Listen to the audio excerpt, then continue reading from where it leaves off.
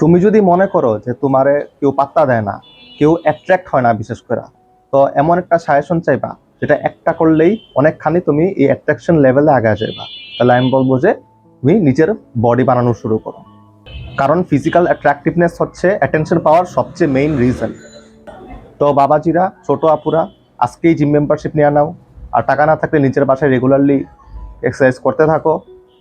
আর 1 বছর কন্টিনিউয়াস কুত্তা মারা একদম পরিশ্রম করো, ডায়েট করো, সব করো। এরপরে আমার কাছে আসো,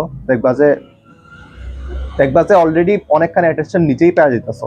আর তখন যদি আমার আক্স করো আরো বেশি অ্যাটেনশন কিভাবে পাবো, তখন তো আমি আছি। টাটা।